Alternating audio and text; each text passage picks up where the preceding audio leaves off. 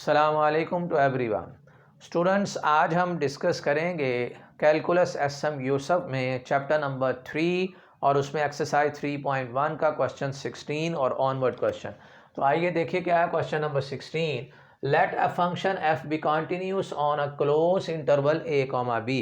इस close interval पे हमारा फंक्शन कॉन्टिन्यूस है और f dash x is equal to 0 और फंक्शन का फर्स्ट डेरिवेटिव 0 के बराबर है, यानी डेरिवेटिव एग्जिस्ट कर रहा है for all x belongs to a comma b. Prove that f is constant on open interval a comma b. Prove हमने ये करना है कि अगर फंक्शन का फर्स्ट डेरिवेटिव 0 के इक्वल आ जाए तो फंक्शन हमारे पास क्या है, constant. And use this show that sine square x plus cos square x is equal to 1 for all real number x.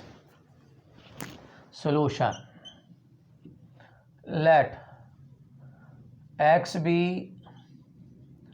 any point in open interval a comma b, that is x greater than a but less than b. f of x is continuous on close interval a comma b, implies f of x is continuous on a comma x। भाई x ऐसा point है जो ए और B के दरमियान में लाई कर रहा है। अगर हमारा फंक्शन कंटिन्यूस है तो सब इंटरवल के ऊपर भी हमारा फंक्शन कंटिन्यूस होगा। F of x is differentiable on open interval a comma b, f of x is differentiable on sub interval a comma x, then there exists a point C between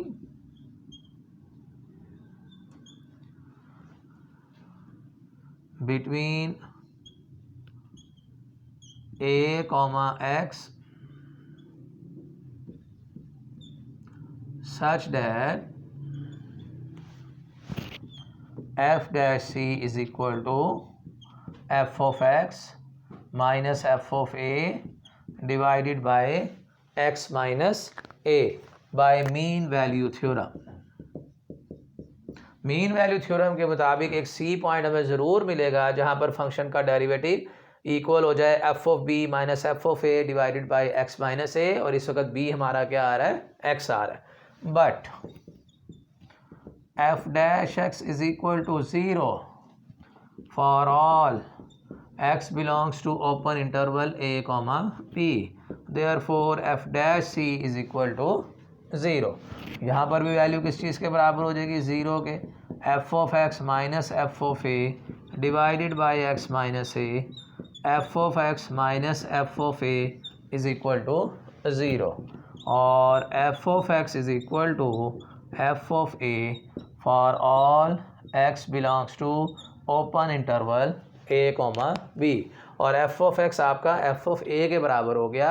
F of ए हमारे पास constant है और यही बात prove करनी थी कि ये function हमारे पास क्या आता है, कांस्टेंट।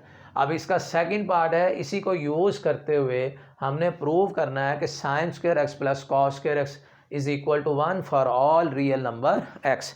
तो आइए देखिए इसका सेकेंड पार्ट। जी, सेकेंड पार्ट में f of x is equal to sine square x plus cos square x. आप इसका डेरिवेटिव लें, पावर पहले, पावर में से एक कम, और साइन एक्स का डेरिवेटिव आ जाएगा कॉस एक्स। फिर पावर पहले, पावर में से एक कम, और कॉस एक्स का डेरिवेटिव होता है माइनस साइन एक्स। और ये दोनों कैंसिल होके f dash x is equal to 0। और अगर फंक्शन का डेरिवेटिव फर्स्ट डेरिवेटिव 0 हो, अभी हमने प्रूव किया कि फंक्शन हमारा क्या होता है, कांस्टेंट। तो आप एफ ऑफ एक्स को बराबर रख लीजिए सी के, यानी sine square x plus cos square x is equal to C for all x belongs to R, for all real number x। In particular अगर हम x की वैल्यू इसमें 0 रख दें तो ये रिजल्ट उसके लिए भी ट्रू होगा।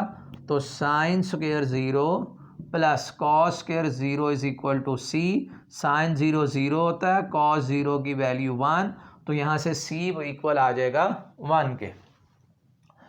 तो f of x is equal to sine square x plus cos square x is equal to c, और c की वैल्यू 1 आई है। तो यहाँ से ये बात प्रूव हो गई कि sine square x plus cos square x किस चीज़ के बराबर होता है, 1 के। तो ये था जी हमारा क्वेश्चन नंबर 16। नेक्स्ट देखिए क्वेश्चन 17।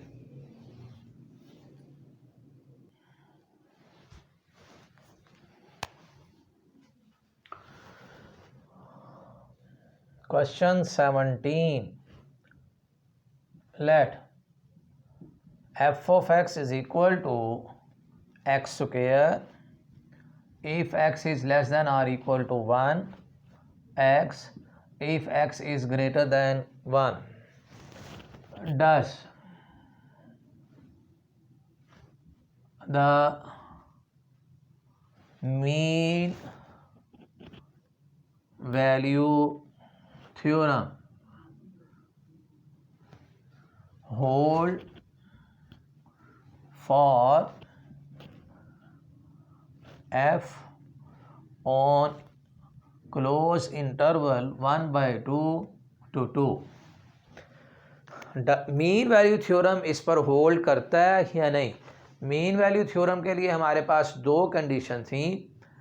फंक्शन कॉन्टीन्यूस होना चाहिए क्लोज इंटरवल में, फंक्शन डिफरेंशिएबल होना चाहिए ओपन इंटरवल में, सी पॉइंट उस इंटरवल में लाई करना चाहिए जहाँ पर सी पॉइंट पर जो डेरिवेटिव है वो इक्वल हो जाए f of b minus f of a divided by b minus a. तो हम सबसे पहले इसको डिफरेंशिएबिलिटी देखते हैं, क्योंकि जो फंक्शन डिफरेंशिएबल होगा वो कंटिन्यूस लाजमी होगा।